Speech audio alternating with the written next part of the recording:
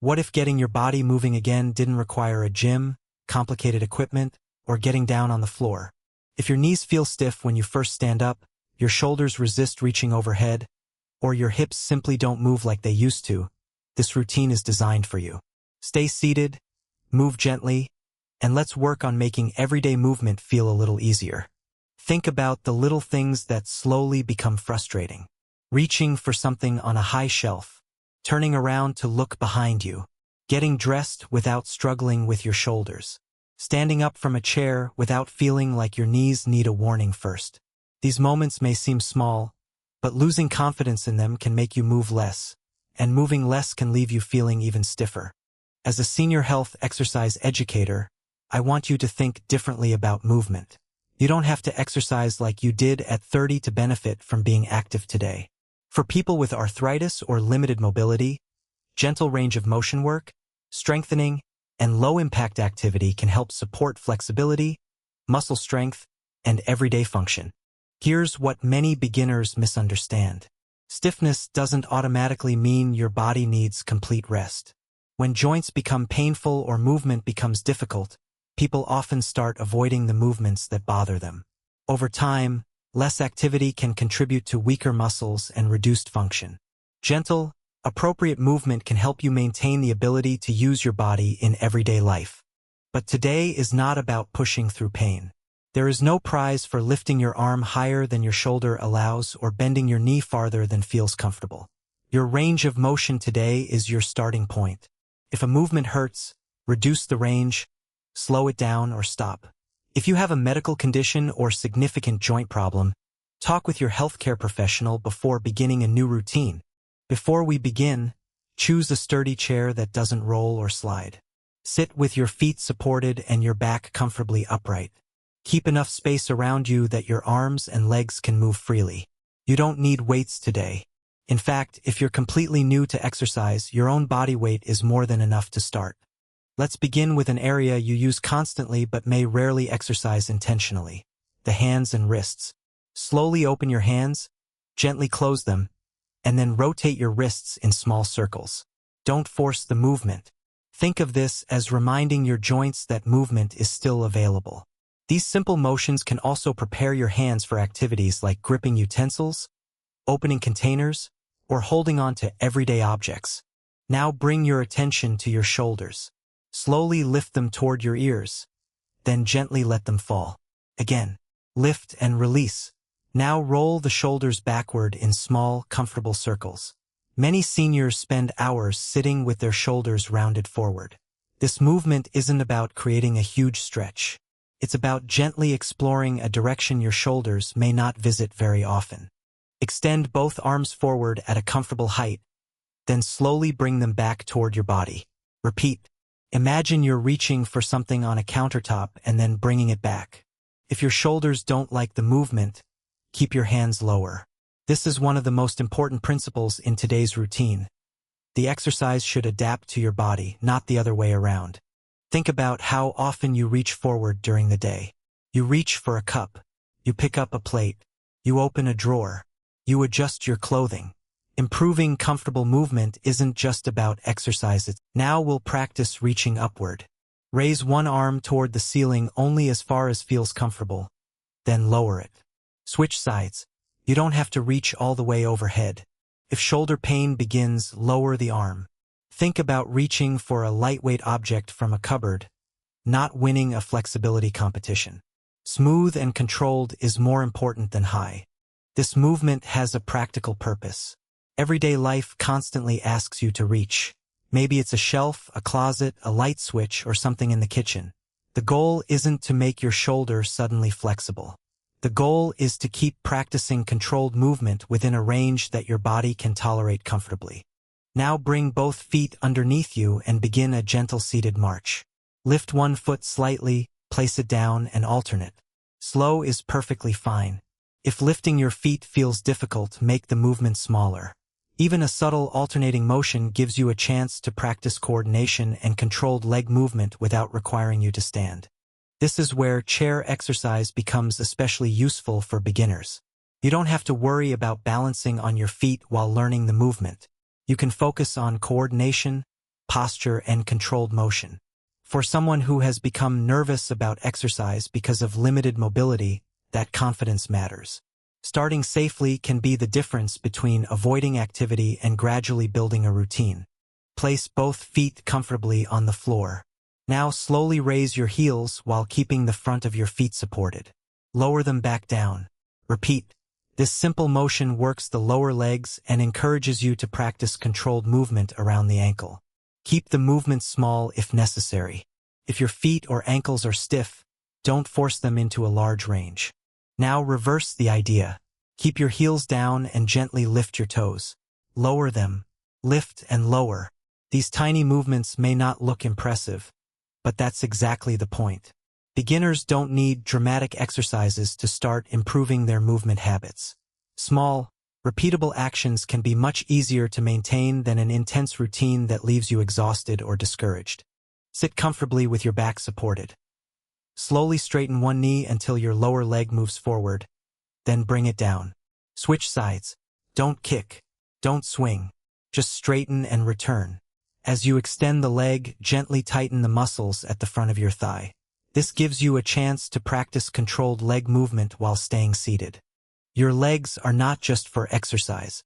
They help you stand, walk, climb a step, get into the bathroom, and move around your home.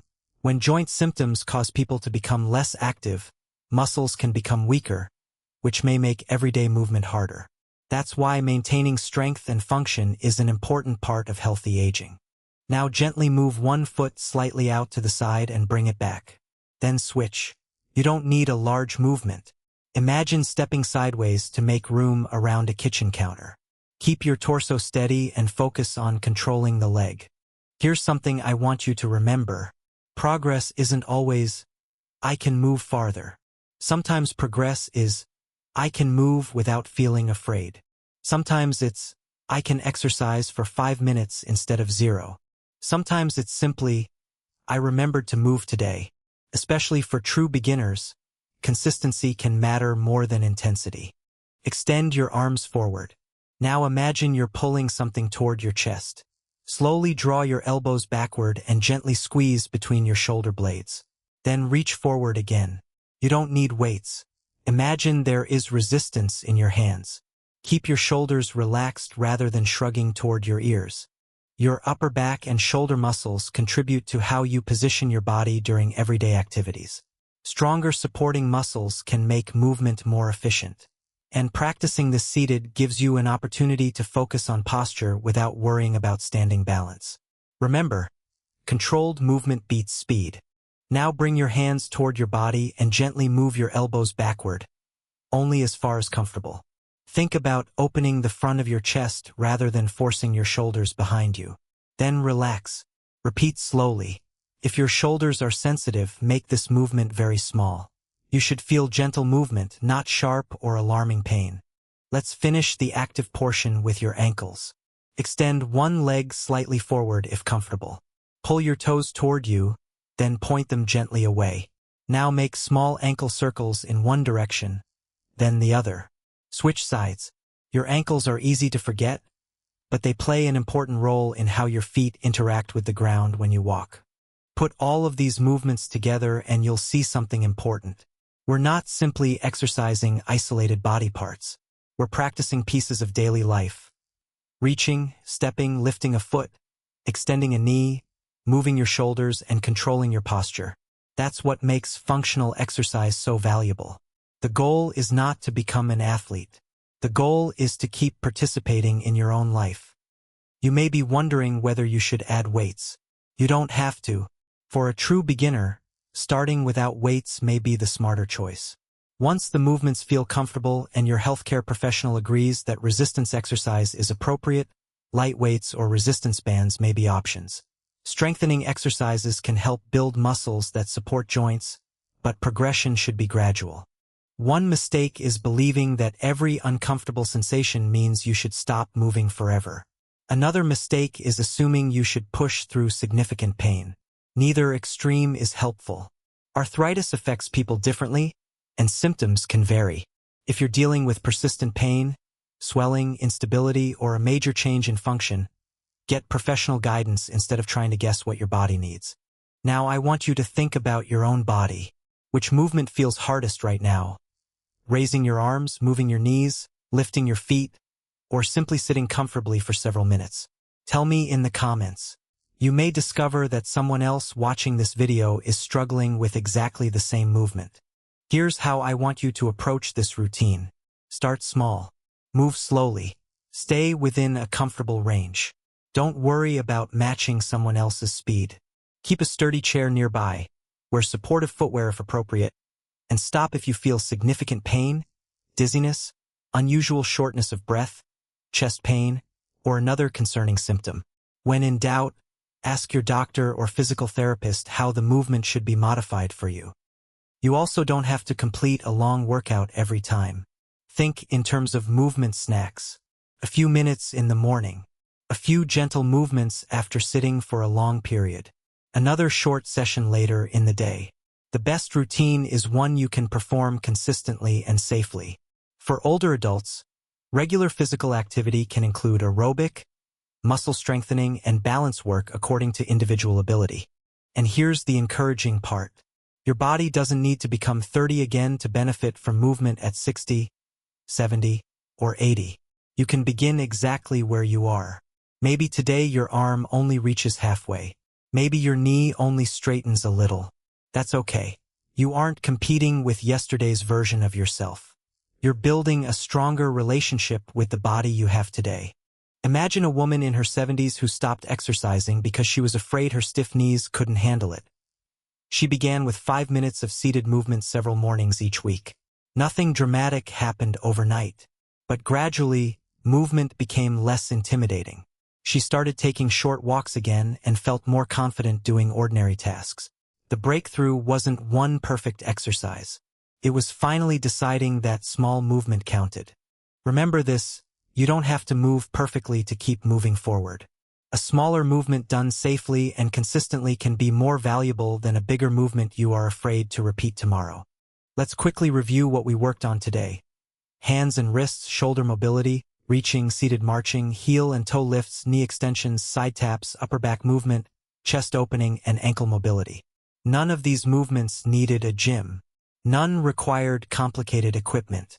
And everyone could be adjusted to meet you where you are. If you have arthritis or limited mobility, don't judge your progress by how far someone else can move. Judge it by whether you're becoming a little more comfortable with movement, a little more confident, and a little more willing to participate in daily activities.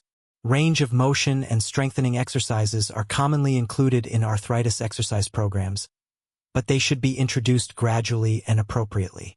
If you completed even part of this routine today, tell me in the comments. I moved. And if you know a parent, grandparent, spouse, or friend who has been avoiding exercise because they think they're too stiff or too old to start, share this video with them.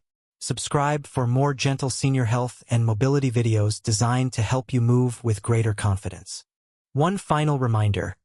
This video is for general education and is not a personalized exercise prescription or medical diagnosis.